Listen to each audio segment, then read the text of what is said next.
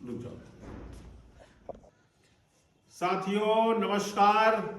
आज हम उपस्थित हैं यहाँ उन विशेष कृषि संस्थान गोला खीरी में और आज हम 26 नवंबर 2025 संविधान दिवस के अवसर पर इस संस्थान की क्लास में हमारे सामने बैठे हैं हमारे उन विशेष कृषि संस्थान के बहुत ही अच्छे सभी छात्रगण।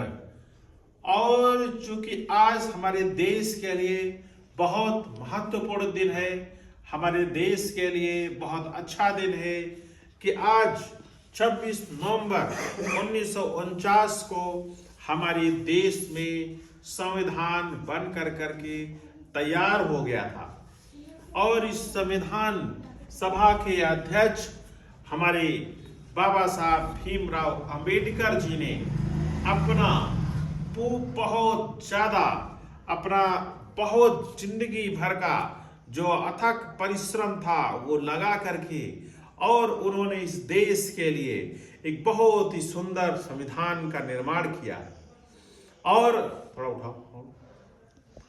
और इस संविधान की जब हम संविधान के बारे में पढ़ते हैं, जब संविधान को देखते हैं, तब हम पाते हैं कि हमारा भारत का संविधान पूरे विश्व के संविधानों से सबसे अच्छा संविधान है।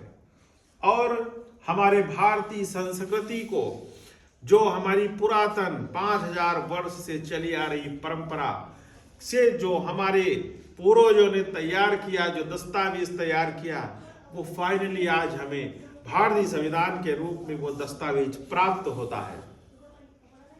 और हम संविधान की जब प्रस्तावना पे नजर डालते हैं तो हमारी संविधान की प्रस्तावना, we the people of India having solemnly resolved to constitute India into sovereign secular socialist democratic republic and to secure all its citizens justice of social economical prosperity of thought expression belief faith and worship, equality of status and of opportunity, and to promote among them all fraternity, assuring the dignity of individual, unity and integrity of nation. In our Constituent Assembly, this 26 November 1949, do hereby adopt, elect and give to ourselves this Constitution. ये भारतीय संविधान की प्रस्तावना जो कि हमारे पूरे संविधान को रिप्रेजेंट करती है, जो कि हमारे संविधान का सारांश है, जो कि हमारे संविधान का मूल मंत्र है, जो कि हमारे संविधान की नींव है, जो कि हमारे संविधान का बेसिक स्ट्रक्चर है, ये हमें संविधान की प्रस्तावना प्राप्त हुई। और अगर हम इसको हिंदी में कहते हैं तो हम आज 26 नवंबर को हमने जो संविधान की प्रस्तावना जो प्राप्त की, हम भारत के लोग इस भारत देश को संपूर्ण प्रभुत्व संपन्न समाजवादी पंथ निरपेक्ष लोकतांत्रिक गणराज्य बनाने के लिए तथा इस देश के समस्त नागरिकों को सामाजिक आर्थिक राजनीतिक न्याय, हमारे अवसर प्रतिष्ठा हमारी विश्वास अभिव्यक्ति विचार और धर्म उपासना की स्वतंत्रता, अवसर प्रतिष्ठा और अवसर की समता और प्राप्त कराने के लिए तथा उनके समस्त नागरिकों में व्यक्ति की गरिमा तथा राष्ट्र की एकता और अखंडता को बढ़ाने वाली बंधुता, अखंडता को सुनिश्चित करने वाली बंधुता को बढ़ाने के लिए आज 26 नवंबर दृढ़ संकल्पित होकर 26 नवंबर 1949 को संविधान सभा में इस संविधान को द्वारा इस संविधान को आत्मार्पित, अंगीकृत तथा अधिनियमित करते हैं। ये संविधान हमें प्राप्त हुआ और इस संविधान में जो हमें मूल मंत्र प्राप्त हुए वो हम सब जानते हैं कि हमने इस देश को संपूर्ण प्रभुत्व संपन्न बनाने का संकल्प लिया और हमने ये संकल्प लिया कि हम अपने देश के शक्ति को इतनी बनाए रखेंगे कि कोई बाहरी देश हमारे देश के आंतरिक मामलों में, निर्णयों में हस्तक्षेप नहीं कर पाएगा।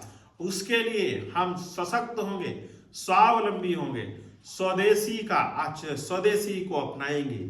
तो आज हम भारतीय संविधान का जब 26 नवंबर को जिस दिन भारतीय संविधान बनकर के तैयार हुआ, हम सब पूरे देश में गणतंत्र दिवस मनाते हैं। और गणतंत्र दिवस इसलिए मनाते हैं क्योंकि 26 जनवरी 1950 को हमारे देश में संविधान लागू हुआ था, लेकिन संविधान बन करके हमारा 26 नवंबर 1949 को तैयार हुआ था।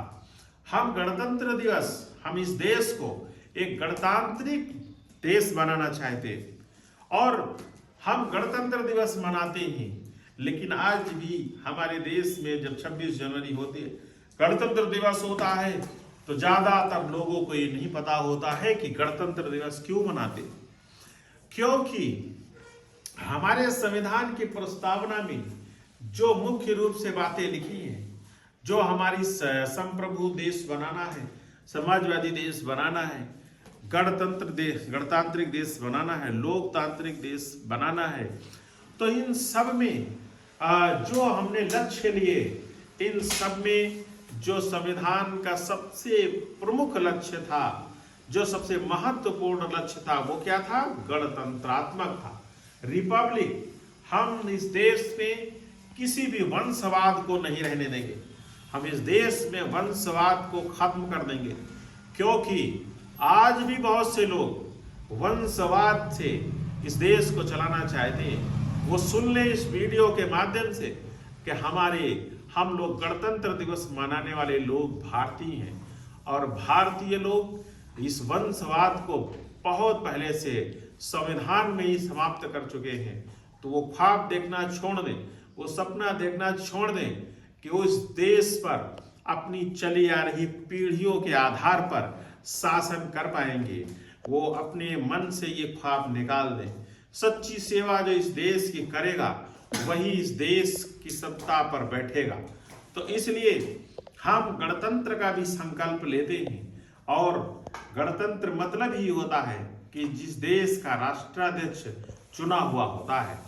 और आज के दिवस में पूरे विश्व में भारत एक ऐसा सबसे बड़ा गणतांत्रिक देश है और हमने लोकतंत्र के बारे में विचार किया।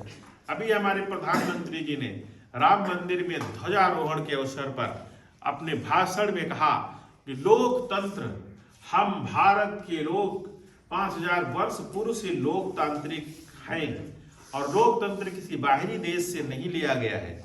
लोग दुष्प्रचार करते हैं कि लोकतंत्र शब्द बाहर से लिया गया है, लेकिन हम सब भारतीय जानते हैं कि हमारी पूरी भारतीय परंपरा, हमारी जीवन शैली ही लोकतंत्र पे आधारित है।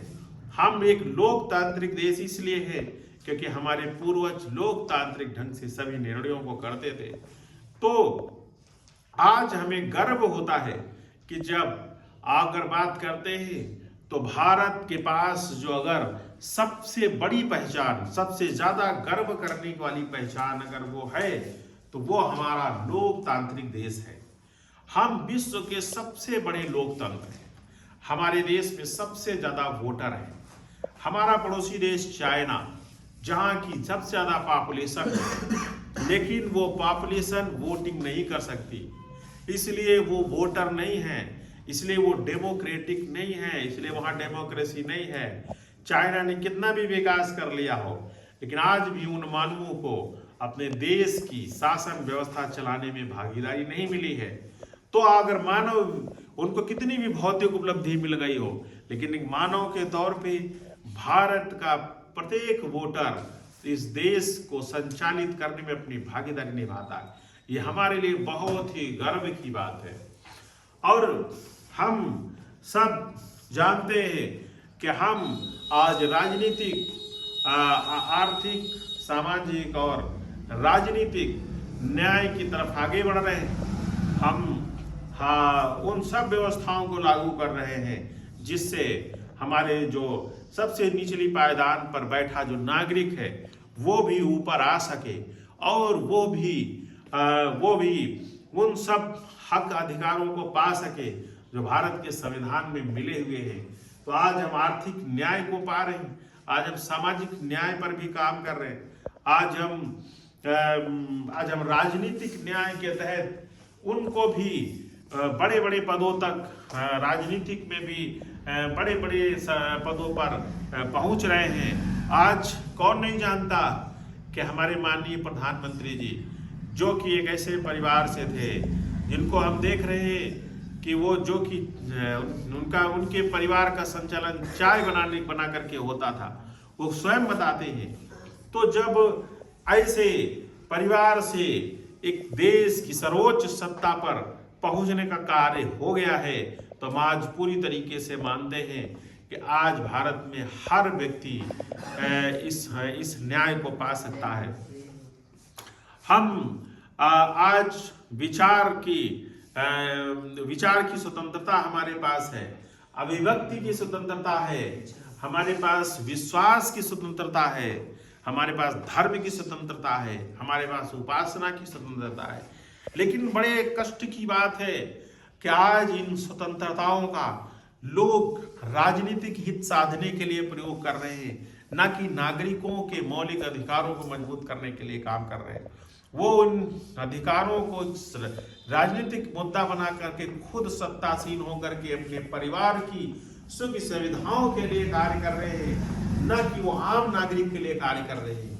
और हम आज इस धार्मिक स्वतंत्रता का सबसे ज्यादा दुरुपयोग हो रहा है।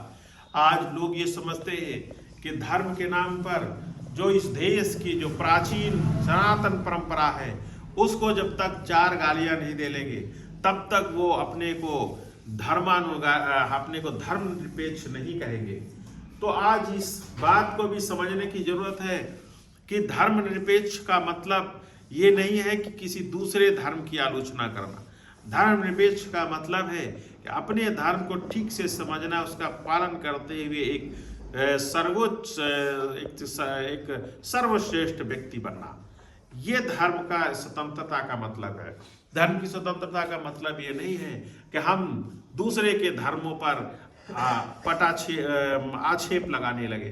तो पूरे देश को ये बात समझनी होगी, संविधान दिवस वाले दिन ये बात समझनी होगी कि हमें इन चीजों से बहुत सावधान रहना होगा, बहुत सतर्क रहना होगा, नजर रखनी होगी, क्योंकि स्वतंत्रता में हम अपने नागरिकों को स्वतंत्रता, आगे बढ़ने की स्वतंत्रता देते हैं इसलिए क्योंकि वो आगे बढ़ सके। लेकिन ऐसे में जो हमारे देश विरोधी तत्व भी उस अवसर का बहुत चतुराई से प्रयोग करके हमारे देश को तोड़ने का भी काम करते हैं और उन अधिकारों का देश विरोधी दुरुपयोग करके और हमारे देश को तोड़ने का प्रयास करते हैं। इस पर भी इस पूरे देश को सावधान रहना है। इस स्वतंत्रता का जो हमारा इन सब स्वतंत्रता दी गई है इनका बहुत ही अच्छी तरीके से पालन करना है। और हम अवसर और प्रतिष्ठा की जो समानता है, तो आज हम जानते हैं कि सबसे ज्यादा 50% आबादी हमारी देश की, जो कि 50% आबादी जिसको कि महिला कहते हैं, तो महिलाओं को हमारे विभिन्न क्षेत्रों में आगे लाने की जरूरत है। आज हमने देखा पाकिस्तान की धरती के भीतर घुस करके और हमारे देश की 3 फाइटर्स ने उस देश को हिला के रख दिया। और इसके अलावा हर क्षेत्र में आज महिलाओं को आगे मौका दिया जा रहा है। महिलाएं आगे बढ़ रही हैं, महिलाएं हैं, बच्चे हैं, सभी को आगे आकर के इस देश को मजबूत करना चाहिए। विभिन्न वर्ग ऐसे हैं जिनको विकास की धारा में पीछे छूट गए हैं, उनको भी अवसर मिलना चाहिए, अवसरों की समानता मिलना चाहिए, उनको अवसर मिल करके उनको आगे लाना चाहिए, मुख्य विकास की धारा में जोड़ना चाहिए। और हम व्यक्ति की गरिमा की बात करते हैं तो इस देश में निश्चित रूप से सब लोगों को अपने अधिकारों का प्रयोग करने की आजादी है, लेकिन हर व्यक्ति की अपनी निजी गरिमा भी बड़ी महत्वपूर्ण है। इसलिए उसकी व्यक्तिगत गरिमा का भी आदर होना चाहिए और हम देश की एकता और अखंडता को हमें सर्वोपरि मानना चाहिए और हमें यह नहीं मानना चाहिए कि देश की एकता केवल अहिंसा से हो सकती है, क्योंकि हम देख रहे हैं कि एकता शक्ति संतुलन से होती है और उसके लिए जरूरी है कि हम अगर कमजोर बने रहे, हम अगर देश के नागरिक अगर शक्ति संपन्न नहीं हुए, देश शक्ति संपन्न नहीं हुआ, तब भी देश कमजोर हो जाएगा। इसमें जो विदेशी ताकतें हैं वो सक्रिय होकर के इस देश को तोड़ देंगी। तो इसलिए देश के नागरिकों को शक्ति संपन्न होना भी बहुत जरूरी है और शक्ति संपन्न होने के लिए संगठित होना जरूरी है। और संगठन किसका? जिन लोगों की ये भारत भूमि है, जो लोग 5000 वर्ष से जिनके पूर्वज इस देश पर 5000 वर्ष पूर्व से इस देश को अपना मानते थे, आज भी जो लोग इस देश को अपना मानते हैं, देश की मिट्टी से जुड़े हैं और देश को सर्वोपरि मानते हैं, तो निश्चित रूप से ऐसे लोगों को एक होने की जरूरत है। ऐसे लोगों को सनातनी समाज ने उस मंदिर को पुनः निर्माण किया और ये दिखा दिया, और ये निर्माण केवल संगठन की शक्ति द्वारा हो सका। जब संगठित हुए तो वो पुनः मंदिर का निर्माण हुआ और इस देश की आस्था और परंपरा का संरक्षण हुआ। तो यह भी समझने की जरूरत है। क्या हुआ सर? फुल होगा स्टोरी। अभी हुआ कहाँ है? समझने की जरूरत है कि अखंडता जभी होगी जब देश में एकता जभी होगी जब हम देश के सभी जागरूक युवा, सज्जन शक्ति और इस देश को अपना मानने वाले लोग एक होंगे और संगठित होंगे और देश पर जब कभी विपदा आएगी तो सब मिल करके एक साथ खड़े होकर इसका प्रतिकार करेंगे।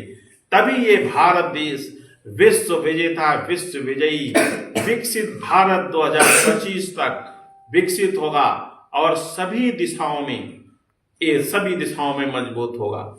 तो हम इस पर हमने 26 नवंबर 1949 को ये संकल्प लिया था और इसको अधिनियमित किया था, इसको अंगीकृत किया था, इसको आत्मार्पित किया था। तो आज ये बात समझने की जरूरत है कि आज हमारा देश हर क्षेत्र में आगे होना चाहिए, वो चाहे शिक्षा हो, वो चाहे हमारा व्यापार हो, वो चाहे कृषि हो, वो चाहे देश में जिसका कि हम सबसे ज्यादा गन्ने की खेती कर दें, तो चाहे वो गन्ना हो, चाहे वो स्वास्थ्य हो, चाहे वो सुरक्षा हो। सुरक्षा भी हमारे देश की बहुत मजबूत करनी होगी और न्याय प्रणाली भी हमारे देश की बहुत मजबूत करनी होगी और रोजगार भी हमें लोगों को देना होगा। हमारे देश में बहुत बड़ा वृहद वन क्षेत्र है, उस पर भी हमें बहुत गहराई से विचार करना होगा। हमें लोक निर्माण को बहुत अच्छी तरीके से करना होगा ताकि विश्व में सबसे संपन्न हम दिखाई पड़े और लोक निर्माण से ही रोजगार भी पैदा होता है। तो हमें लोक निर्माण भी करना होगा।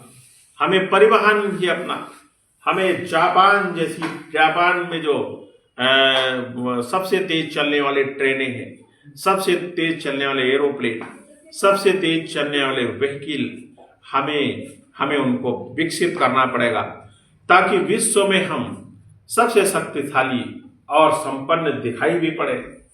हमें बिजली के मामले में आत्मनिर्भर होना पड़ेगा, ऊर्जा के क्षेत्र में आत्मनिर्भर होना पड़ेगा और इन सब में सर्वोपरि जो हमारे हमारे हमारे माननीय नरेंद्र मोदी जी ने कहा, हमारे प्रधानमंत्री जी ने अभी श्री राम मंदिर ध्वजारोहण के समय कहा कि हमारा मानसिक गुलामी से पीड़ित है। एक जो 1835 में जो हमारे देश में मैकाले ने शिक्षा पद्धति जो शुरू की, 5000 वर्ष से चली आ रही गुरुकुल परंपरा को नष्ट करने का काम मैकाले ने किया। मैकाले ने कहा था कि इस देश के लोग तन से हिंदू लेकिन मन से अंग्रेज होंगे। इस प्रकार से हमारे प्रधानमंत्री जी ने आह्वान किया 2047 तक इस देश से मैकाले द्वारा पैदा की गई जो मानसिक गुलामी है उसको उखाड़ फेंकना है। हमें अपने स्व को जागरण करना है, हमें अपने स्वदेशी को अपनाना है, हमें हमारे अपनी परिवार व्यवस्था को मजबूत करना है, हमें पर्यावरण को अच्छा करना है, हमें इन सब क्षेत्रों में काम करना है। संविधान दिवस के अवसर पर हमें यह मौका मिला, संविधान दिवस के अवसर पर हमें मौका मिला सारे देश से करबद्ध प्रार्थना करने का, सारे देश के नागरिकों से, आने वाली युवा पीढ़ी से और हमारे जो वरिष्ठ नागरिकों से, देश की महिला शक्ति से, हमारे बच्चों से, सभी से, जहां तक इस वीडियो के माध्यम से पूरी धरती पर हमारे फैले सनातनी बंधुओं तक ये मेरा वीडियो जाएगा और सब गर्व से और पूरी निष्ठा से इस भारत देश के संविधान पर गर्व करते हुए भारत देश को विश्व का सिरमौर बनाने के लिए कार्य करेंगे। दिन रात अथक परिश्रम करके इस देश विश्व का सिरमौर बनेंगे, पृथ्वी का सिरमौर बनेंगे। बोले भारत माता की जय, भारत माता की जय, वंदे मातरम, वंदे मातरम, वंदे मातरम, जय हिंद।